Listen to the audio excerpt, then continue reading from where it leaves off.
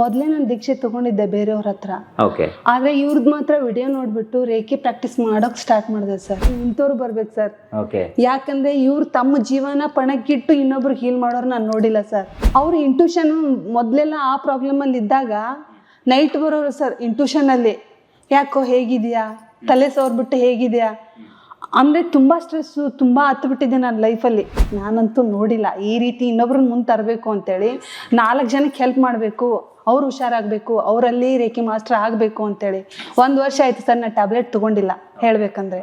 ಇವ್ರದ್ದು ಹೆಂಗೆ ಚಕ್ರಗಳ ಮೇಲೆ ಆರಾದ ಮೇಲೆ ಫುಲ್ ಆ ಮನುಷ್ಯ ಹೆಂಗೆ ರೆಡಿ ಆಗ್ತಾನೆ ಅಂದರೆ ಅವ್ನ ಕಾಯಿಲೆನೇ ಇರಬಾರ್ದು ಆ ರೀತಿ ಆತ ರೆಡಿ ಆಗ್ತಾನೆ. ಪ್ರಿಯ ವೀಕ್ಷಕರೇ ನಮಸ್ಕಾರ. ಕಾರ್ಯಕ್ರಮವನ್ನು ನೋಡಿ ಸುಮ್ಮನಾಗಬೇಡಿ, ನಮ್ಮ ವಾಹಿನಿಯನ್ನ ಸಬ್ಸ್ಕ್ರೈಬ್ ಮಾಡ್ಕೊಳ್ಳಿ. ಹಾಯ್ ಹಲೋ ನಮಸ್ಕಾರ ವೀಕ್ಷಕರೇ, ನಾನು ಸಂದೀಪ್ ಶೆಟ್ಟಿ, ಹೆಗ್ಗದ್ದೆ. ಇದು ಹೆಗ್ಗದ್ದೆ ಸ್ಟುಡಿಯೋ. ವೀಕ್ಷಕರೇ, ರೇಖಿ ಬಗ್ಗೆ ಎಷ್ಟು ಮಾತಾಡಿದ್ರೂ ಕಡಿಮೆ ಅಂತ ನನಗನ್ಸುತ್ತೆ. ಅಂದರೆ ಸುಮಾರು ಜನ ಹೇಳೋದು ಇದು ಜಪಾನಿನ ತಂತ್ರ, ಇದನ್ನು ಉಸುಯಿಯವರು ಬಿತ್ತರ ಮಾಡಿದ್ರು ಅಂತ. ನಾನು ಅವ್ರು ಬಿತ್ತರ ಮಾಡೋಕ್ಕಿಂತನೂ ಮುಂಚೆ ಯಾರು ಮಾಡಿದ್ರು ಅಂತ ನೋಡಿದ್ರೆ ನಮ್ಮ ಭಾರತೀಯರು. ಬೌದ್ಧ ಧರ್ಮದಲ್ಲೂ ಇದರ ಉಲ್ಲೇಖ ಇದೆ. ಭಾರತದಲ್ಲಿ ಇದರ ಹುಟ್ಟಾಗುತ್ತೆ. ಆದರೆ ನಮ್ಗೆ ಏನನ್ನು ಉಳಿಸ್ಕೊಳ್ಳೋಕೆ ಬರಲಿಲ್ವೇನೋ ಅಂತ ನನಗೊಂದ್ಸಲ ಅನಿಸೋದು. ಹಿಸ್ಟ್ರಿನ ಕೆದಕಿ ನೋಡಿದಾಗ ಇಲ್ಲಿ ಆಯುರ್ವೇದ ಇರ್ಬೋದು, ಅಥವಾ ನಮ್ಮ ಕೆಲವೊಂದು ಸಂಸ್ಕೃತಿಗಳನ್ನೇ ಬೇರೆಯವರು ಕದ್ಕೊಂಡು ಹೋಗಿ ಅದನ್ನು ಇವತ್ತು ಅವ್ರು ಬದುಕೋದಕ್ಕೆ ಯೂಸ್ ಮಾಡ್ಕೊತಿದ್ದಾರೆ. ಆದರೆ ನಾವು ಅದನ್ನು ಅಡಕ ಮಾಡ್ಕೊಳ್ತಾ ಇಲ್ಲ. ಸೊ ಹಾಗಾಗಿ ಇದನ್ನು ಮತ್ತೆ ಪ್ರಚಾರ ಮಾಡಬೇಕು, ಅಥವಾ ಇದರಿಂದ ಜನರಿಗೆ ಹೆಲ್ಪ್ ಆಗಬೇಕು ಅಂತ ನಾವು ರೇಖಿ ಬಗ್ಗೆ ಒಂದು ಕಾರ್ಯಕ್ರಮವನ್ನು ಬಿತ್ತರ ಮಾಡಿದ್ದು. ಈ ಕಾರ್ಯಕ್ರಮ ಬಿತ್ತರ ಆದಮೇಲೆ ಗೊತ್ತಾಯಿತು ನನಗೆ ಸಾಕಷ್ಟು ಜನರಿಗೆ ಸಮಸ್ಯೆಗಳಿದೆ. ಅನೇಕರಿಗೆ ಇದನ್ನು ಪರ್ಫೆಕ್ಟಾಗಿ ಮಾಡಿದವರಿಗೆ ಬಹುಶಃ ಅದರ ಆನ್ಸರ್ ಸಿಕ್ತು, ಉತ್ತರ ಸಿಕ್ತು, ಇದರಿಂದ ಹೆಲ್ಪ್ ಆಯಿತು ಅನ್ನೋದು ಗೊತ್ತಾಯಿತು. ನಾವು ಈಗಾಗಲೇ ಗೀತಾ ಚಂದ್ರಶೇಖರ್ ಅವ್ರ ಹತ್ರ ಸುಮಾರು ವಿಚಾರಗಳನ್ನು ಮಾತಾಡಿಸಿದ್ದೀವಿ. ಇವತ್ತು ಕೂಡ ಅವ್ರು ಜಾಯ್ನ್ ಆಗಿದ್ದಾರೆ. ಅವ್ರ ಜೊತೆಗೆ ದೂರದ ಹುಬ್ಬಳ್ಳಿಯಿಂದ ನಮ್ಮ ಸ್ಟುಡಿಯೋಗೆ ವಿಜಯಲಕ್ಷ್ಮಿ ಅಂತ ಹೇಳಿ ಒಬ್ಬರು ಬಂದಿದ್ದಾರೆ. ಸೊ ಅವರು ಮಾತಾಡಬೇಕು ಅನ್ನುವಂಥ ಉತ್ಸುಕತೆಯಲ್ಲಿದ್ದಾರೆ. ಯಾಕಂತ ಹೇಳಿದ್ರೆ ರೇಖಿಯಿಂದ ಅವರ ಜೀವನದಲ್ಲಿ ಸಾಕಷ್ಟು ಬದಲಾವಣೆ ಆಗಿದೆ, ಅವ್ರಿಗೆ ತುಂಬ ಹೆಲ್ಪ್ಫುಲ್ ಆಗಿದೆ. ಅಂದರೆ ಮೇಡಮ್ ಜೊತೆ ನಾನು ಎಷ್ಟು ಮಾತಾಡಿದ್ರು ಜನಗಳಿಗೆ ಒಂದು ಡೌಟ್ಸ್ ಇರುತ್ತೆ, ಇದು ಆಗುತ್ತೋ ಇಲ್ವೋ, ಇದನ್ನು ಮಾಡಬೇಕೋ ಬೇಡವೋ, ದುಡ್ಡು ಕೊಟ್ಟರೆ ಲಾಸೋ ಇಲ್ವೋ ಅನ್ನೋ ಥರ ಒಂದು ಡೌಟ್ಸ್ಗಳಿದೆ. ಹಾಗಾಗಿ ಅದು ಬೇಡ, ಇವತ್ತು ವಿಜಯಲಕ್ಷ್ಮಿ ಮೇಡಮ್ನೇ ನಾವು ಮಾತಾಡ್ಸೋಣ. ಅವರು ಹುಬ್ಬಳ್ಳಿಯಿಂದ ರಾತ್ರಿ ಹೊರಟು ಬೆಳಿಗ್ಗೆ ಇಲ್ಲಿಗೆ ಬಂದು ಈಗ ನಮ್ಮ ಸ್ಟುಡಿಯೋಗೆ ಬಂದಿದ್ದಾರೆ. ಇಬ್ಬರಿಗೂ ಕೂಡ ಇವತ್ತಿನ ಕಾರ್ಯಕ್ರಮದಲ್ಲಿ ಭಾಗವಹಿಸಿದ್ದಕ್ಕೆ ನಾನು ಸ್ಪೆಷಲಾಗಿ ಸ್ವಾಗತವನ್ನು ಕೋರ್ತಾ ಇದ್ದೀನಿ. ಗೀತಾ ಮೇಡಮ್ ಹತ್ರ ಆಲ್ರೆಡಿ ನಾನು ಮಾತಾಡಿದ್ದೀನಿ. ಹಾಗಾಗಿ ಇವತ್ತು ಮೇಡಮ್ ನಿಮ್ಮ ಸ್ಟೂಡೆಂಟ್ ಹತ್ರ ಮಾತಾಡೋಣ ಅಂತ ಅಂದ್ಕೊಂಡಿದ್ದೀನಿ. ಹೆಂಗೆ ಮೇಡಮ್ ಈ ರೇಖಿ ಅನ್ನೋದು ನಿಮ್ಗೆ ಗೊತ್ತಾಗಿದ್ದ ಹೆಗ್ಗದ್ದೆ ಸ್ಟುಡಿಯೋದಿಂದ ಅಂತ ಹೇಳಿದ್ರಿ ನೀವು. ಈ ರೇಖಿಗೆ ಬರೋದಕ್ಕೆ ಕಾರಣ ಏನು? ನಿಮ್ಗೆ ಏನಾದರೂ ಸಮಸ್ಯೆ ಇತ್ತಾ, ಹೇಗೆ ಅಂತ? ಸಮಸ್ಯೆ ಇತ್ತು ಸರ್. 2019ರಲ್ಲಿ ನನಗೆ ಕಾಲ್ ಆಕ್ಸಿಡೆಂಟ್ ಆಗಿತ್ತು ಸರ್. ಓಕೆ. ಅದನ್ನು ಕೂಡ 19 ನಿಮ್ಮ ವಿಡಿಯೋದಲ್ಲಿ ನಾನು ಮಾತಾಡಿದ್ದೀನಿ ಸರ್. ಒಂದು ವಿಡಿಯೋ ರೆಕಾರ್ಡ್ ಕಳಿಸಿದ್ರಿ ನೀವು. ಸರ್ ನಂದೇ ಅದು ರೆಕಾರ್ಡ್. ಕಾಲ್ ಪೂರ್ತಿ ನನಗೊಂದು 15 ನಿಮಿಷನೂ ನಿಲ್ಲಕ್ ಆಗ್ತಿರ್ಲಿಲ್ಲ ಸರ್. 15 ನಿಮಿಷ ನಿಲ್ಲಕ್ ಆಗ್ತಿರ್ಲಿಲ್ಲ. ಮೊದಲೇ ನಾನು ದೀಕ್ಷೆ ತಗೊಂಡಿದ್ದೆ ಬೇರೆಯವ್ರ ಹತ್ರ. ಆದ್ರೆ ಇವ್ರದ್ದು ಮಾತ್ರ ವಿಡಿಯೋ ನೋಡ್ಬಿಟ್ಟು ರೇಖಿ ಪ್ರಾಕ್ಟೀಸ್ ಮಾಡೋಕ್ ಸ್ಟಾರ್ಟ್ ಮಾಡಿದೆ ಸರ್. 3 ದಿವಸದಲ್ಲಿ ಕಾಲು 1 ಅವರ್ ತನಕನು ನಿಲ್ತಿದ್ದೆ ಸರ್ ನಾನು. ಇದ್ರಲ್ಲಿ ಏನ್ ಚೇಂಜಸ್ ಆಗ್ತಿದೆ ಅಂತ ಹೇಳಿ ಮೇಡಮ್ ಅವ್ರ ಹತ್ರ ಇಷ್ಟೆಲ್ಲ ಚೇಂಜಸ್ ಆಗ್ತಿದೆ ಮೈಂಡ್ ಅಲ್ಲಿ ನನಗೂ ಕೂಡ ತುಂಬಾ ಸ್ಟ್ರೆಸ್ ಇತ್ತು. ಹಂಗಾಗಿ ಅವ್ರ ಹತ್ರನೇ ಡೈರೆಕ್ಟ್ ಆಗಿ ರೇಖಿ ದೀಕ್ಷೆ ತಗೋಬೇಕು. ಫೀಸ್ ಮಾತ್ರ ಜಾಸ್ತಿ ಇಲ್ಲ, 1005 ರೂಪಾಯಿ ನೀವು ಅಂದಿರೋದು. 1005 ರೂಪಾಯಿ. ಆ ಫೀಸ್ ಅಲ್ಲಿ ಯಾರು ದೀಕ್ಷೆ ಕೊಡಲ್ಲ. ಈಗ ನೀವು 1005 ರೂಪಾಯಿ ಅಂದಿದ್ದಕ್ಕೆ ದೀಕ್ಷೆ ತಗೊಂಡ್ರ, ಅಥವಾ ನಿಮ್ ಪ್ರಾಬ್ಲಮ್ ಇದೆ ಸೊಲ್ಯೂಷನ್ ಸಿಗ್ಲಿ ಅಂತ ತಗೊಂಡ್ರ? ಸೊಲ್ಯೂಷನ್ ಯಾಕಂದ್ರೆ ಇದು 1005 ರೂಪಾಯಿ ಬೇರೆ ಎಲ್ಲಿಲ್ಲ, ಸಿಗೋದಿದ್ರೆ ನಿಮ್ ಗೀತಾ ಮೇಡಮ್ ಹತ್ರ ಮಾತ್ರ ಸಿಗೋದು ಅನ್ನೋದು ನಮಗೂ ಕೂಡ ಇಲ್ಲ ಸರ್. ನನ್ ಕಾಲು ಹುಷಾರಾಯ್ತಲ್ಲ, ನಾನು ಬೇರೆ ಕಡೆ ಎಲ್ಲ ಟ್ರೈ ಮಾಡಿದ್ರ ನೀವು? ಹೌದು ಸರ್. ಗೊತ್ತಿತ್ತ ರೇಖಿ ಬಗ್ಗೆ ಐಡಿಯಾ ಗೊತ್ತಿತ್ತು ಸರ್. ನಾನು ಬೇರೆದವ್ರಿಗೆ ಹೀಲ್ ಮಾಡಿದಾಗ ಹುಷಾರಾಗ್ತಾ ಇದ್ರು, ಆದ್ರೆ ನನಗ್ ಹುಷಾರಾಗ್ತಿರ್ಲಿಲ್ಲ. Full mind stress. ನಾನು ಏನ್ ಕೆಲಸ ಮಾಡ್ತಿದ್ದೇನೋ ಅದ್ರಲ್ಲಿ ಗಮನ ಇರ್ತಿರ್ಲಿಲ್ಲ ಸರ್ ಮೊದ್ಲೆಲ್ಲ. ಆಮೇಲೆ ನೀವೇನು ವಿಡಿಯೋದಲ್ಲಿ ಇದು ಮಾಡಿದ್ರಲ್ಲ ಹೆಗ್ಗದ್ದೆ ಸ್ಟುಡಿಯೋದಲ್ಲಿ, ನಿಮಗ್ ಇನ್ನೊಮ್ಮೆ ಹೇಳ್ತೀನಿ ಸರ್ ನಮಸ್ಕಾರ ಅಂತ ಹೇಳಿ. ಯಾಕಂದ್ರೆ ನಮ್ ಮೇಡಮ್ ಇಂಥವ್ರು ಬರ್ಬೇಕು ಸರ್. ಯಾಕಂದ್ರೆ ಇವ್ರು ತಮ್ಮ ಜೀವನ ಪಣಕ್ಕಿಟ್ಟು ಇನ್ನೊಬ್ರು ಹೀಲ್ ಮಾಡೋರು ನಾನು ನೋಡಿಲ್ಲ ಸರ್. ನನಗೆ ಪ್ರಾಬ್ಲಮ್ ಇದೆ ಅಂದಾಗ ಸಡನ್ ಆಗಿ ಫೋಟೋ ಕಳಿಸು ಅಂತಂದು ಹೀಲ್ ಮಾಡಿದ್ರು ಮೇಡಮ್. ಯಾವುದೇ ಟೈಮಲ್ಲಿ ಕಾಲ್ ಮಾಡಿದ್ರು ಕೂಡ ಅವರು ಪಿಕ್ ಮಾಡಿ ಮಾತಾಡ್ತಾರೆ. ಇಂಥವ್ರು ಸಿಗೋದಕ್ಕೆ ನನ್ನ ಪುಣ್ಯ ಸರ್. ಆದರೆ ಇವರು ದೀಕ್ಷೆ ಕೊಟ್ಟಾಗ ದೀಕ್ಷೆ ತಗೊಂಡ ಮೇಲೆ 1 ತಿಂಗಳೇನೋ 15 ದಿವಸ ಇರಬೇಕು. ಕ್ಲಾಸ್ ತಗೊಳ್ಳೋರು ಸಡನ್ ಆಗಿ ಹುಷಾರಿಲ್ದಂಗೆ ಆಯ್ತು. ಸಡನ್ ಆಗಿ ಮಲ್ಗೆ ಬಿಟ್ರು ಅವರು. ಅಂದ್ರೆ ಯಾಕಂದ್ರೆ ನಮ್ಮಂತವ್ರಿಗೆ ಹೀಲ್ ಮಾಡಿ ಅವ್ರಿಗೆ ಪ್ರಾಬ್ಲಮ್ ಆಗತ್ತೆ ಸರ್ ಅದು. ಹಾ, ಇವ್ರಿಗೆ ಆಗತ್ತದು. 3 ದಿವಸ ಇವ್ರು ಎದ್ದೇ ಇಲ್ಲ. ನನಗ್ ಗೊತ್ತಿಲ್ಲ ಇವ್ರಿಗೆ ಯಾಕೆ ಹಿಂಗಾಯ್ತು ಅಂತೇಳಿ ನಾನು ದೇವಸ್ಥಾನ ಇದೆ ಸರ್ ತಿರುಪತಿ ವೆಂಕಟೇಶ್ವರ, ನಾನು 3 ದಿವಸನೂ ನಾನು ಅಳ್ತಾನೆ ಹೋದೆ. ಒಳ್ಳೆ ಗುರುಗಳು ಸಿಕ್ಕಿದ್ದಾರೆ, ದೀಕ್ಷೆ ತಗೊಂಡಿದ್ದೀನಿ, ಯಾಕೆ ಹಿಂಗಾಯ್ತು ಅಂತೇಳಿ ನಾ ದೇವರಲ್ಲಿ ಒಂದ್ ಕೇಳ್ಕೊಂಡೆ, ಅವ್ರಿಗೆ ಏನಾದ್ರೂ ಹುಷಾರಾದ್ರೆ ಈ ಹೊಚ್ಚಲ್ ತುಳಿತೀನಿ, ನಿನ್ನ ಸನ್ನಿಧಿಗೆ ಬರ್ತೀನಪ್ಪ ದೇವ್ರೆ, ಇಲ್ಲ ಅಂದ್ರೆ ಬರಲ್ಲ. 3 ದಿವಸನೂ ಅತ್ತೆ ಸರ್, ಸಿಕ್ಕಾಪಟ್ಟೆ ಅತ್ತೆ. 3 ದಿವಸದ ಮೇಲೆ ಬಂದ್ರು ಇವರು, ಕ್ಲಾಸ್ ತಗೊಂಡು, ಇಲ್ಲ ನನ್ಗೆ ಹುಷಾರಿರ್ಲಿಲ್ಲ ಅಂತೇಳಿ. ಆವಾಗ ದೇವ್ರಿಗೆ ನಮಸ್ಕಾರ ಮಾಡಿ ನಾನ್ ದೇವ್ರ ಕಣ್ಣು ನೋಡಿದಾಗ ಪೂರ್ತಿ ಕಣ್ಣು, ದೇವ್ರ ಕಣ್ಣು ಕಾಣಕ್ ಸ್ಟಾರ್ಟ್ ಆಯ್ತು ಸರ್. ತೋರಿಸ್ತೀನಿ ಆ ಫೋಟೋ ಯಾವ ರೀತಿ ಇದೆ ಅಂತೇಳಿ, DP ಕೂಡ ಅದನ್ನೇ ಇಟ್ಟಿದ್ದೀನಿ ನಾನು. ಆಮೇಲೆ ಸೆಕೆಂಡ್ ಲೆವೆಲಿಗೆ ಬಂದೆ ಸರ್. ಅದು ಮಿರಾಕಲ್, ಲೈಫಲ್ಲಿ ತುಂಬಾನೇ ಚೇಂಜಸ್ ಆಗ್ತಾ ಇದೆ. ಆಮೇಲೆ ಕ್ಲಾಸ್ ತಗೋತಿರ್ಲಿಲ್ಲ ಸರ್ ನಾನು ಫಸ್ಟ್ ಎಲ್ಲ, ಚಕ್ರದ್ದೆಲ್ಲ.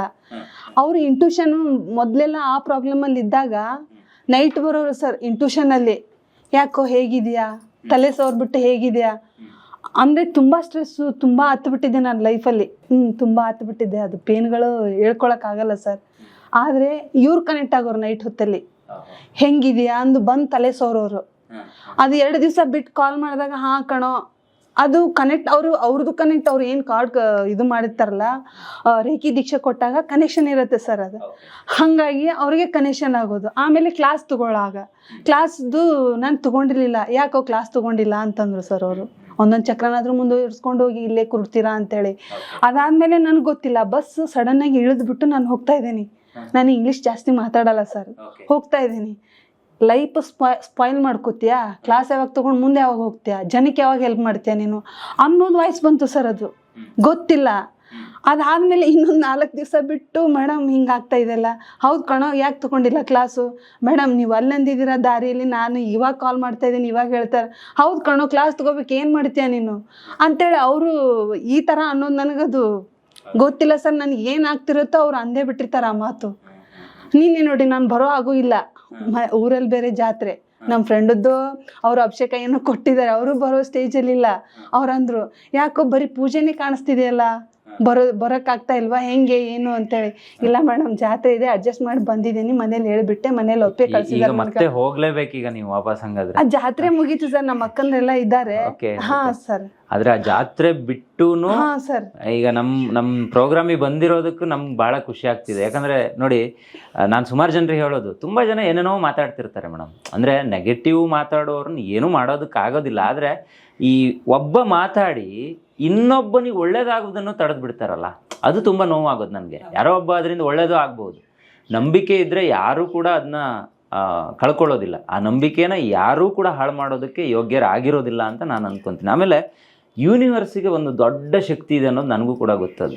ನಾವೇನು ಅಂದ್ಕೊತೀವಿ, ಒಂದು ಪದ ಇದೆ, ಅಂದುಕೋ ಆಗುವೆ, ಆಗುವುದಾದರೆ ದೇವರೇ ಆಗುವೆ ಅಂತ. ಸೊ ಅಂಥದ್ದನ್ನ ನಾವು ಯಾವತ್ತೂ ಯಾರದ್ದು ಹಾಳು ಮಾಡಬಾರ್ದು. ನಿಮಗೂ ಬೇರೆ ಬೇರೆ ಕಡೆಯವ್ರನ್ನೆಲ್ಲ ನೀವು ಕಾಂಟ್ಯಾಕ್ಟ್ ಮಾಡಿದಿರಲ್ಲ ಮೇಡಮ್, ಬೇರೆ ಕಡೆಗೂ ಮೇಡಮ್ ಅವರ ತರಗತಿಗೂ ಏನು ಡಿಫ್ರೆನ್ಸು ಅಂತ? ಸರ್ ಇವರು ಚಕ್ರಗಳ ಮೇಲೆನೇ ಆಕ್ಟಿವೇಶನ್ ತಗೋತಾರೆ ಸರ್. ಚೇಂಜಸ್ ಫುಲ್ ಆಗುತ್ತೆ ಸರ್. ಅವ್ರು ಕ್ಲಾಸ್ ತಗೊಂಡಾಗ ಫುಲ್ ಎನರ್ಜಿ, ಆ ಯೂನಿವರ್ಸೇ ಫುಲ್ ನಮಗೆ ಕವರ್ ಆಗಿದೆ ಏನು, ಫುಲ್ ಆಕ್ಟಿವ್ ಇರ್ತೇವೆ. ಅವ್ರ ಕ್ಲಾಸ್ ತಗೊಂಡಾಗ ಫುಲ್ ಆಕ್ಟಿವ್. ಅವರಲ್ಲದೆ ಇನ್ನೊಬ್ರನ್ನ ಮುಂದೆ ತರಬೇಕು ಅನ್ನೋರು ಯಾರು ಇರಲ್ಲ ಸರ್. ನಾನಂತೂ ನೋಡಿಲ್ಲ ಈ ರೀತಿ ಇನ್ನೊಬ್ರನ್ನ ಮುಂದೆ ತರಬೇಕು ಅಂತೇಳಿ. 4 ಜನಕ್ಕೆ ಹೆಲ್ಪ್ ಮಾಡಬೇಕು, ಅವ್ರು ಹುಷಾರಾಗಬೇಕು, ಅವರಲ್ಲಿ ರೇಖಿ ಮಾಸ್ಟರ್ ಆಗಬೇಕು ಅಂತೇಳಿ. 1 ವರ್ಷ ಆಯ್ತು ಸರ್ ನಾನು ಟ್ಯಾಬ್ಲೆಟ್ ತಗೊಂಡಿಲ್ಲ ಹೇಳ್ಬೇಕಂದ್ರೆ. ಇವ್ರ ಹತ್ರ ಬಂದ ಮೇಲಂತೂ ಏನಿಲ್ಲ. ಹಾ ಸರ್, ಡೈಲಿ ಮಾಡ್ತಿದ್ದೀರಾ? ಹಾ ಸರ್. ಕ್ಲಾಸ್ ಕೂಡ ತಗೋಂತಂದ್ರಲ್ಲ ಸರ್, ಕ್ಲಾಸ್ಗೂ ಕೂಡ ಅವರು ಒಂದೊಂದ್ ಚಕ್ರ ಈಗ ಕೊಟ್ಟು ಮಾಡಿಸ್ತಿದ್ದಾರೆ ಅವ್ರ ಕೈಲಿಂದಾನೆ. ಹೇಳಕ್ ಆಗಲ್ಲ ಸರ್, ಅವ್ರು ದೇವ್ರಂತೀನಿ ಸರ್. ಅವರು ನಾವು ಒಂದು ವರ್ಡಲ್ಲಿ ನಾವು ಹೇಳಿದ್ರೆ ಆಗಲ್ಲ ಸರ್, ಸಿಕ್ಕಾಪಟ್ಟೆ ಹೇಳ್ಬೋದು ಅವ್ರಿಗೆ. ಸಡನ್ ಆಗಿ ಒಂದು ಮನಸ್ಸು ಕರಗತ್ತೆ ಅಂದ್ರೆ ಯಾವ್ದಕ್ ಸರ್? ಯಾರಿಗೋ ಸಡನ್ ಆಗಿ ಯಾರ ಮನಸ್ಸು ಕರಗಲ್ಲ, ಅವ್ರ ಮನಸ್ಸು ಕರಗತ್ತೆ. ಅವ್ರಿಗಾಗಿ ಅವ್ರ ಜೀವನ ಇದು ಮಾಡ್ತಾ ಇಲ್ಲ ಸರ್, ಬೇರೆಯವ್ರಿಗೋಸ್ಕರವಾಗಿ ಅವ್ರ ಜೀವನ. ಒಂದು ರೇಖೆ ಅಭಿಯಾನ ಕೂಡ ಮಾಡ್ತಿದ್ದಾರೆ. ಹಾ ಸರ್. ಈಗ ಬೇರೆ ಕಡೆ ಎಲ್ಲ ತುಂಬಾ ದುಡ್ಡಿನ ಹಾವಳಿ. ನೀವು ಏನೇ ಕಲಿಬೇಕು, ಏನೇ ಮಾಡ್ಬೇಕು ಅಂದ್ರೆ ಫಸ್ಟ್ ಅಕೌಂಟಿಗೆ ದುಡ್ಡು ಹಾಕಿ ಅನ್ನೋರು ನಾನು ಹೋಗಿದ್ದ ಸರ್. ನಾನು ಹೋಗಿದ್ದ ಮೇಡಮ್ ಅವರು ಕೆಲವರಿಗೆ ಫ್ರೀ ಆಗು ಹೇಳ್ಕೊಡ್ತಿದ್ದಾರೆ. 1,500 ರೂಪಾಯಿ ಏನೋ ಒಂದು ಚಾರ್ಜಸ್ ಅನ್ನು ಮಾಡ್ತಿದ್ದಾರೆ. ನಿಮ್ಗೆ ಏನ್ ಅನ್ಸುತ್ತೆ ಮೇಡಮ್ ಇದನ್ನೆಲ್ಲ ನೋಡಿದಾಗ? ಸರ್ ಅದ್ಭುತ ಸರ್, ಈ ರೀತಿ ರೇಖಿ ಮಾಸ್ಟರ್ ಸಿಕ್ಕಿರೋದೇ ಅದ್ಭುತ. ಬನ್ನಿ, ಯಾಕಂದ್ರೆ ಚಕ್ರಗಳ ಮೇಲೆ ಮಾಡೋರ್ನ ನೋಡಿಲ್ಲ ಸರ್. ನಾನು ಬೇರೆ ಹತ್ರ ತಗೊಂಡಿದ್ದೀನಿ, ಈ ರೀತಿ ಎಕ್ಸರ್ಸೈಸ್ ಮಾಡಿಸ್ತಾರೆ, ಅದ್ರ ಮೇಲೆ ಫೋಕಸ್ ಹೋದಾಗ ಚಕ್ರ ಯಾವಾಗ ಸರ್ ಆಕ್ಟಿವೇಟ್ ಆಗೋದು? ಆಕ್ಟಿವೇಟ್ ಆಗೋದಿಲ್ಲ ಅವು. ಇವ್ರದ್ದು ಹೆಂಗೆ ಚಕ್ರಗಳ ಮೇಲೆ, ಆರಾದ ಮೇಲೆ ಫುಲ್ ಆ ಮನುಷ್ಯ ಹೆಂಗ್ ರೆಡಿ ಆಗ್ತಾನೆ ಅಂದ್ರೆ ಅವ್ನ ಕಾಯಿಲೆನೇ ಇರಬಾರ್ದು, ಆ ರೀತಿ ಆತ ರೆಡಿ ಆಗ್ತಾನೆ. ಇಂಥವ್ರನ್ನ ಜಾಸ್ತಿ ನಿಮ್ಮ ಇದರಲ್ಲಿ ಹೆಗ್ಗದ್ದೆ ಸ್ಟುಡಿಯೋದಲ್ಲಿ ದಯವಿಟ್ಟು ಕರಿತೀನಿ. ಆದ್ರೆ ದುಡ್ಡು ತಿಂತಾರಲ್ಲ, ದಯವಿಟ್ಟು ಅಂಥವ್ರನ್ನ ತರೋಕ್ ಹೋಗ್ಬೇಡಿ ಸರ್, ನಂದು ರಿಕ್ವೆಸ್ಟ್ ಸರ್ ಇದು. ಹಾ ಸರ್, ಹೌದು, ಖಂಡಿತ. ಅದಕ್ಕೋಸ್ಕರನೇ ಮೇಡಮ್ ಜೊತೆ ಸಾಕಷ್ಟು ಬಹುಶಃ 30ಕ್ಕೂ ಅಧಿಕ ಎಪಿಸೋಡ್ಗಳ ಕಾರ್ಯಕ್ರಮ ನಮ್ದು ಆಯ್ತು ಅಂತ ನಾನು ಅನ್ಕೊಂತೀನಿ. ಈಗ ಅವರೊಂದು ಮಾತು ಹೇಳಿದ್ರು, ಈಗ ನನ್ಗೆ ಏನೇ ಪ್ರಾಬ್ಲಮ್ ಆದ್ರೂ ಏನೇ ಇದಾದ್ರು ಸಡನ್ ಆಗಿ ಮೇಡಮ್ ಗೊತ್ತಾಗುತ್ತೆ ಹೆಂಗೆ ಅಂತ ಗೊತ್ತಿಲ್ಲ ಅಂತ. ರೇಖಿ ದೀಕ್ಷೆ ಸಮಯದಲ್ಲಿ ಪ್ರತಿಯೊಬ್ಬರಿಗೂ ಕಾರ್ಡ್ ಕ್ರಿಯೇಷನ್ಸ್ ಅಂತ ಮಾಡ್ತೀವಿ. ಆ ಕಾರ್ಡ್ ಮುಖಾಂತರ ಇವ್ರ ಯಾರೇ ಒಬ್ರು ಸ್ಟೂಡೆಂಟ್ ಗಳು ಗೊತ್ತಿಲ್ಲ ಅದ್ ಹೆಂಗೆ ಅಂತ, ಮೇಡಮ್ ಜಸ್ಟ್ ಇವಾಗ ನೀವ್ ನೆನ್ಕೊಂಡ ಮೇಡಮ್ ನಿಮ್ ಕಾಲ್ ಬಂತು ಅಂತ. ಮತ್ತೆ ಇವ್ರಿಗಾದ್ರು ಅಷ್ಟೇ. ಸೊ ಇವರೆಲ್ಲ ಇದ್ರಲ್ಲ, ಇವಳು ಏನ್ ಮಾಡ್ತಾರೆ, ಇವ್ರು ಏನ್ ಕ್ಲಾಸ್ ತಗೋತಾ ಇಲ್ಲ. ಯಾಕೆಂದ್ರೆ ನಾನ್ ಕ್ಲಾಸ್ ತಗೊಂಡ್ ಮಾಡೋದಿಕ್ಕೆ ಎಲ್ಲ ಇರೋದು. ಬರೋರು ನೀವು ಕ್ಲಾಸ್ ತಗೊಂಡು ಅಲ್ಲಿ ಏನಿದೆ ಅದು ಕಲಿಸ್ತಾ ಹೋದಾಗ ಇನ್ನ ನೀವು ಇನ್ ಫ್ಯೂಚರ್ ಅಲ್ಲಿ ಮಾಸ್ಟರ್ ಆಗ್ಬೇಕಾಗಿರೋರು. ನೀವು ಮುಂದೆ ಬನ್ನಿ, ನಾವು ಮುಂದೆ ಬಂದಿದ್ದಾಗಿದೆ, ನಾವು ಕಲಿತಾ ಇದೀವಿ. ಸೊ ನಿಮಗೆ ಆ ಬೂಸ್ಟ್ ಅಪ್ ಇಲ್ಲಿ ಸಿಗ್ಬೇಕು. ಹೇಗ್ ಕ್ಲಾಸ್ ಮಾಡ್ಬೇಕು, ಹೇಗ್ ಇದ್ ಮಾಡ್ಬೇಕು, ಇದ್ರ ಬಗ್ಗೆ ಎಲ್ಲ ನೀವು ಫೋಕಸ್ ಮಾಡ್ರು. ಬಟ್ ನಾನೇ ಹೇಳೋದು ಸರ್, ನನ್ನ ಯಾವ ಸ್ಟೂಡೆಂಟ್ ಗಳು ಕೂಡ ನಾನು ತುಂಬಾ ಆತರ ಇಲ್ಲ, ಈಗ ಹೋಗ್ರೋ ಬಂದ್ರೋ ಈ ತರನೇ ಎಲ್ಲ ಮಾತಾಡೋ ಅಂತದ್ದು. ಹಾಗಾಗಿ ಈಗ ನಾನು ಏನಕ್ಕೆ ಗೊತ್ತಿಲ್ಲ, ನೆನ್ನೆ ನಾನು ಮೆಡಿಟೇಷನ್ ಕೂತಿದ್ದೀನಿ, ತುಂಬಾ ಎಲ್ಲ ಪೂಜೆಗಳದೇ ಬರ್ತಾ ಇದೆ. ವಿಜಯ ಬರಕ್ ಆಗಲ್ಲ ಅಂತ ಅನ್ಸುತ್ತೆ. ಬರ್ತೀನಿ ಅಂದ್ರಲ್ಲ, ಅದು ಹೆಂಗ್ ಸಾಧ್ಯ? ನಾನು ಕಾಲ್ ಮಾಡಿದೆ, ಏನ್ ಪೂಜೆದೆಲ್ಲ ಬರ್ತಾ ಇದೆ, ನಿಮ್ಗೆ ಬರಕ್ ಆಗಲ್ಲ ಅಂತ ಅನ್ಸುತ್ತೆ. ಏನಮ್ಮ ಅಂತ ಅಂದ್ಬಿಟ್ಟೆ ಅಂದೆ. ಇಲ್ಲ ಮೇಡಮ್, ಊರಲ್ಲಿ ಹಬ್ಬ ಇದೆ, ಈ ತರ ಎಲ್ಲ ಪೂಜೆಗೆಲ್ಲ ಕೊಟ್ಟಿದೀವಿ, ಬರೋಂತ ಸಿಚುವೇಶನ್ ಇಲ್ಲ ಮೇಡಮ್. ಬಟ್ ನಿಮ್ಗೆ ಹೆಂಗ್ ಗೊತ್ತಾಯ್ತು? ಯೂನಿವರ್ಸ್ ಗೊತ್ತಿಲ್ಲ ಅಷ್ಟೇ.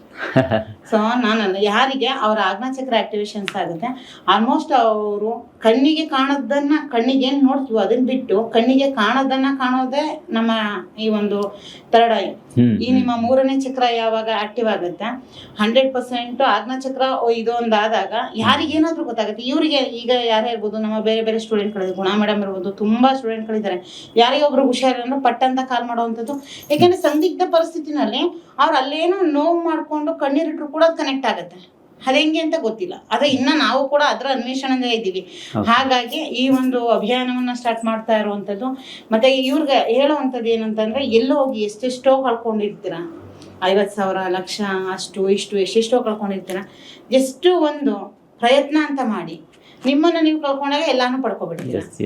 ಸೊ ಹಾಗಾಗಿ ಅವರು ತುಂಬಾ ಇನ್ನೊಂದು ಖುಷಿ ಅಂತಂದ್ರೆ, ಒಬ್ಬ ಹೆಣ್ಮಗಳು ಬೆಂಗಳೂರಲ್ಲಿ ಯಾರು ಪರಿಚಯ ಇಲ್ಲ, ಹುಬ್ಬಳ್ಳಿಯಿಂದ ರಾತ್ರಿ 11:30 ಟ್ರೈನಿಗೆ ಹತ್ತಿ ಬೆಳಿಗ್ಗೆ ಬಂದು ನಮಗೋಸ್ಕರ ಮೆಜೆಸ್ಟಿಕ್ ಅಲ್ಲಿ ವೇಟ್ ಮಾಡ್ತಾ ಇದಾರೆ ಅಂದ್ರೆ, ಇದಕ್ಕಿಂತ ನಮ್ಗೆ ಇನ್ನೊಂದು ಬೇರೆ ತರ ಇನ್ನೇನ್ ಇರ್ಬೇಕು. ಯಾಕೆಂದ್ರೆ ಅವರು ತುಂಬಾ ಭಾವುಕ ಜೀವಿ. ಏನೋ ನಾನು ಹೆಂಗೆ ಅಂತಂದ್ರೆ ತುಂಬಾ ಸೆನ್ಸಿಟಿವ್, ಅದ್ಭುತವಾದ ಮುಗ್ಧ ಜೀವ. ನಾನು ಅದನ್ನ ನೋಡಿದೀನಿ ಅವ್ರ ಹತ್ತಿರದಿಂದ. ಅವ್ರಿಗೆ ನಾವು ಖಂಡಿತ ಥ್ಯಾಂಕ್ಸ್ ಹೇಳಲೇಬೇಕು, ಯಾಕಂದ್ರೆ ಅಷ್ಟು ದೂರದಿಂದ ಬಂದಿದ್ದೀರಾ ಮೇಡಮ್. ಬಹುಶಃ ನಿಮ್ಮನ್ನ ನಾವು ಮಾತಾಡ್ಸಿದ ಒಂದು 15 ನಿಮಿಷ ಇರ್ಬೋದು ಅಷ್ಟೇ, ಆದ್ರೆ ನೀವು 15 ನಿಮಿಷಕ್ಕೋಸ್ಕರ ಅಷ್ಟು ದೂರದಿಂದ ಮೇಡಮ್ ಮೇಲೆ ರೆಸ್ಪೆಕ್ಟ್ ಇಟ್ಟು ಬಂದಿದ್ದೀರಲ್ಲ, 100% ನಿಮ್ಗೆ ಅದು ಒಳ್ಳೇದನ್ನೇ ಮಾಡಿದೆ. ಕೂಡ ಅದೇ ರೀತಿನೇ ಇದಾರೆ ಸರ್. ನನ್ ಜೊತೆ ನನ್ನ ಫ್ರೆಂಡ್ ಬಂದಿದ್ದಾರೆ ಸರ್. ಹಾ ಸರ್, ಅವ್ರು ಕೂಡ ಕೆಲಸ ಬಿಟ್ಟು ನನ್ ಜೊತೆ ಬಂದಿದ್ದಾರೆ ಸರ್. ಹಾ ಸರ್, ಅವ್ರು ಥ್ಯಾಂಕ್ಸ್ ಹೇಳ್ಬೇಕು ಸರ್. ಅವ್ರು ಇವತ್ತು ಏನಿದೆ, ಇವತ್ತು ರಜಾ ಹಾಕಿ ಬಂದಿರುವಂತದ್ದು ಜಾಬ್ಗಳಿಗೆಲ್ಲ ಇರ್ಲಿ ಎಲ್ಲ ಒಂದ್ ಹೇಳುದು, ರೇಖಿ ಸರ್ವಿಸ್ ಅಲ್ಲಿ ಈಗ ಇವ್ರನ್ನ ನೋಡಿ ಒಂದ್ 4 ಜನ ಬದಲಾಗ್ತಾರೆ, ಅಥವಾ 4 ಜನ ರೇಖಿ ದೀಕ್ಷೆ ತಗೊಂಡು ಅವ್ರಿಗೇನೋ ಸಮಸ್ಯೆ ಕ್ಲಿಯರ್ ಆಗುತ್ತಲ್ಲ, ಆ ಒಂದು ಬ್ಲೆಸ್ಸಿಂಗ್ ನಿಮಗ್ ಬರುತ್ತೆ ಅಂತ ನಾನು. ಅದೇ ಸರ್, ಇವ್ರ ಹತ್ರ ದೀಕ್ಷೆ ತಗೊಂಡ್ರೆ ಅದು 100%. ನಾನೇ ಹಂಗಿದ್ದೋಳು ಈ ರೀತಿ ಚೇಂಜ್ ಆಗಿದ್ದೇನಂದ್ರೆ, ಯಾವಾಗ್ಲೂ ಮೈಂಡ್ ಫುಲ್ ಸ್ಟ್ರೆಸ್ ಇರ್ತಿತ್ತು. ಹಾ ಸರ್, ಯಾವ್ದೇ ವರ್ಕ್ ಕೊಡ್ಲಿ ಸರ್ ಮಾಡ್ತೀನಿ ನಾನು. ಹಾ ಸರ್, ಮೊದ್ಲೆಲ್ಲ ಏನ್ ಮಾಡ್ತೀನೋ ನನ್ಗೆ ಗೊತ್ತಿರ್ಲಿಲ್ಲ, ಸದ್ಯಕ್ಕಷ್ಟೇ. ಮತ್ತು ಅದೇ ರೀತಿನೇ ಇವಾಗ ವರ್ಕ್ ಕೊಟ್ಟ, ಆ ವರ್ಕ್ ಎಲ್ಲಿದೆ, ಏನು, ಆ ಫೈಲ್ ಎಲ್ಲೋಯ್ತು, ಅಲ್ಲಿವರೆಗೂ ಅದಷ್ಟು ನೆನಪಿರುತ್ತೆ. ಒಂದ್ಸಲ ಹುಬ್ಳಿಗೆ ಮೇಡಮ್ ಕರ್ಸಿ ಬನ್ನಿ ಸರ್. ಓಕೆ, ಸಾಧ್ಯ ಆದ್ರೆ ನಾವು ಬರ್ತೀವಿ. ಬನ್ನಿ ಸರ್. ಮೇಡಮ್, ನೀವು ಹುಬ್ಳಿಲಿ ಒಂದು ತರಗತಿಯನ್ನ ಆಯೋಜನೆ ಮಾಡ್ಕೊಡಿ, ಒಂದೊಳ್ಳೆ ಹೋಟೆಲ್ ಅಲ್ಲಿ ಒಂದಿಷ್ಟು ಜನರನ್ನ ಸೇರಿಸಿ, ಅಥವಾ ಯಾರು ಕಷ್ಟದಲ್ಲಿ ಇರ್ತಾರೆ ಇವರೆಲ್ಲ ಗೊತ್ತಿರುತ್ತೆ ಇವ್ರಿಗೆ, ಸೊ ಅಲ್ಲಿಗೆ ಹೋಗಿ ಒಂದಿಷ್ಟು ಜನರಿಗೆ ದೀಕ್ಷೆಯನ್ನು ಕೊಡಿ ಅಂತ ನಾನು ಅನ್ಕೊಂತೀನಿ. ಸೊ ಇಬ್ಬರಿಗೂ ಕೂಡ ಥ್ಯಾಂಕ್ಸ್ ಹೇಳೋದಕ್ಕೆ ಇಷ್ಟಪಡ್ತೀನಿ. ನಂಗೆ ಗೊತ್ತಿಲ್ಲ ಅಂದ್ರೆ ಅಷ್ಟು ದೂರದಿಂದ ಅವ್ರು ಬರ್ತಾರೆ ಅಂತ ನಾನು ಕೂಡ ಅಂದ್ಕೊಂಡಿಲ್ಲ. ನನಗೆ ಬೆಳಿಗ್ಗೆನೇ ಗೊತ್ತಾಗಿದೆ ಅವರು ಬರ್ತಿದ್ದಾರೆ ಅಂತ ಹೇಳಿ. ಸೊ ನಾವು ನಮ್ಮ ಹೆಗ್ಗದ್ದೆ ಸ್ಟುಡಿಯೋದ ಎಲ್ಲ ವೀಕ್ಷಕರ ಪರವಾಗಿ ವಿಜಯಲಕ್ಷ್ಮಿ ಅವರಿಗೆ ತುಂಬ ಧನ್ಯವಾದವನ್ನು ಹೇಳೋಣ. Thank you. Thank you very much sir. ನಿಮಗೂ ಕೂಡ madam thank you very much. Thank you madam, thank you. ಒಳ್ಳೆಯದಾಗಲಿ. ಇನ್ನೂ ನೀವು ರಾಜ್ಯದ ನಾನಾ ಭಾಗಗಳಿಗೆ ಹೋಗಬೇಕು, ತರಗತಿಯನ್ನು ಮಾಡಬೇಕು ಅಂತ ನಾನು ಅಂದ್ಕೊತೀನಿ. ಅದಕ್ಕೆ ಏನೇ ಸಪೋರ್ಟ್ ಬೇಕಿದ್ರೆ ಹೆಗ್ಗದ್ದೆ ಸ್ಟುಡಿಯೋ ನಿಮ್ಮ ಜೊತೆಗಿರುತ್ತೆ, ಮಾಡುತ್ತೆ ಅಂತ ನಾನು ಹೇಳ್ತಾ ಇವತ್ತಿನ ಕಾರ್ಯಕ್ರಮದಲ್ಲಿ ಭಾಗವಹಿಸಿದ್ದ ನಿಮಗೂ ಕೂಡ ತುಂಬ ಧನ್ಯವಾದ ಮೇಡಮ್. Thank you. ನೋಡಿದ್ರಲ್ಲ ವೀಕ್ಷಕರೇ, ಇದು ಈ ಹೊತ್ತಿನ ವಿಶೇಷ. ರೇಖಿ ತರಗತಿಗೆ ಜಾಯಿನ್ ಆಗಬೇಕು ಅಂತ ಹೇಳಿದ್ರೆ ಡಿಸ್ಕ್ರಿಪ್ಷನ್ ಬಾಕ್ಸನ್ನು ಒಮ್ಮೆ ರೀಡ್ ಮಾಡ್ಕೊಳ್ಳಿ. ಅಲ್ಲಿ ಮೇಡಮ್ ಅವರ ಕಾಂಟ್ಯಾಕ್ಟ್ ನಂಬರ್ ಇರುತ್ತೆ, ಡಿಸ್ಪ್ಲೇಯಲ್ಲೂ ನಂಬರ್ ಇರುತ್ತೆ. ಅವ್ರಿಗೆ ಒಂದ್ಸಲ ಕರೆ ಮಾಡಿ ಅಪ್ರೂವ್ ತಗೊಂಡು ನೀವು ಅವ್ರ ಹತ್ರ ಮಾತಾಡಿ ಜಾಯಿನ್ ಆಗೋದು ಒಳ್ಳೆಯದು ಅಂತ ಹೇಳ್ತಾ ಇವತ್ತಿನ ಕಾರ್ಯಕ್ರಮವನ್ನು ಮುಗಿಸ್ತಾ ಇದ್ದೀನಿ. ಮತ್ತೆ ಮುಂದಿನ ಎಪಿಸೋಡ್ಗಳಲ್ಲಿ ಸಿಗ್ತಾ ಹೋಗ್ತೀನಿ. ಅಲ್ಲಿವರೆಗೂ ಸ್ಟೇ ಟ್ಯೂನ್, ಹೆಗ್ಗದ್ದೆ ಸ್ಟುಡಿಯೋ.